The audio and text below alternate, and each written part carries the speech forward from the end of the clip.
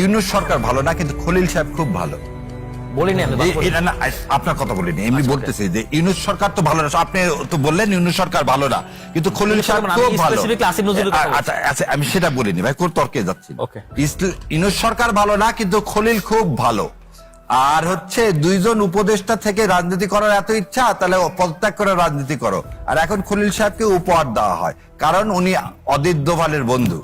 Third কথাটা আসে, আর একটা কথা শোনেন, আপনি জুলাই মব বললেন তো, মবের জন্য একটা ছেলে ইন্ডিয়ান এয়ারওয়েজে ট্রানজিট প্যাসেঞ্জারকে আজকে আপনি রেখে অ্যাসল্ট করলেন, কি তার দোষ? সে জুলাই যোদ্ধা।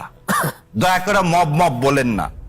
একটা ট্রানজিট প্যাসেঞ্জারকে আপনি কোনোদিন কোনো জায়গায় ইমিগ্রেশন আটকাতে পারেন না, because his final destination Dhaka. আপনি দিল্লিতে তাকে আটকায় একটা ফ্লাইট মিস করে। Listen to him. তাকে কেন জিজ্ঞাসা করা হলো তুমি জুলাই তুমি পুলিশকে মারছো? তোমার এই কারণে তাকে সেই সকাল বেলা থেকে বিকাল পর্যন্ত রাখলো। আপনারা মব এই বলে জুলাইকে মব বলেন না। থার্ড যে কথাটা বলি শোনেন, শাপলা চত্বরে হত্যাকারী বা জুলাই হত্যাকারীরা, মানে তাদেরকে এখন পর্যন্ত কোনো ফতোয়া দেখলাম না। এটা যারা করছে তাদেরকে ভোট দেওয়া হারাম। অনেক ফতোয়া দেখি জামাতকে ভোট দেওয়া হারাম, কিন্তু শাপলা চত্বরে যাদেরকে হত্যা করা হলো এবং জুলাইকে যাদেরকে হত্যা করা হলো তাদেরকে ভোট দেওয়া হারাম, এটা শুনলাম না এখন পর্যন্ত। আর যেটা বললেন এটা দুঃখের বিষয় যে জুলাই সনদ এখন রক্তের দাগ শুকায়নি, হাদি এখনো চোখের সামনে ভাসে। আপনাদের সবার সামনে আমার মনে হয় ভাই যেটা বললেন এটা আমাদের সবার। এবং আমি হাবিব ভাইকে একটা কথা বলি, শোনেন, ক্ষুদিরাম প্রীতিলতা থেকে এই বাঙালির আন্দোলন শুরু। আজকের এই 90 বা 71 সাল না, আমাদের আন্দোলন সেই 1947 সালে যখন আমরা অবিভক্ত বাংলার আন্দোলন করছিলাম সোহরাওয়ার্দীর নেতৃত্বে, এবং লর্ড মাউন্টব্যাটেনের যে থার্ড পরিকল্পনা, আমরা স্টেটস হতে চাইছিলাম, সেদিন থেকেই তো আপনি একটা অকল্পনীয় ভাবে আমাদেরকে ভাগ করা হলো। পৃথিবীর কোন দেশ আছে এইভাবে ভাগ করা হয়?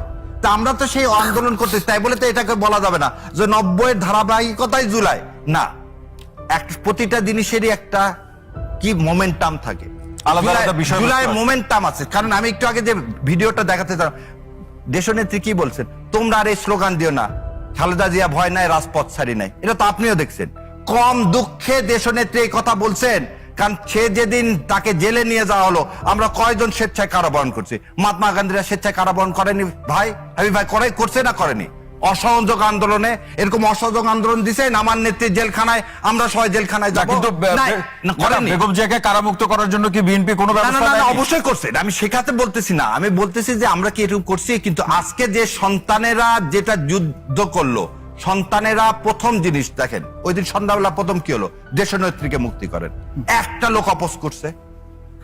আপনাকে একটা গুণ বলি, সবার তো সন্তান সবার আগে না। আমির জামাতের সন্তান যাকে গুম করে রাখা হয়েছিল, সে কবে মুক্তি পাইছে জানেন? 4 মাস পর, এবং নর্মাল প্রসিডিওর। কোথাও আমির জামাত তো বলেনি আমার সন্তানকে এখন সন্ধ্যাবেলা ছেড়ে দেন।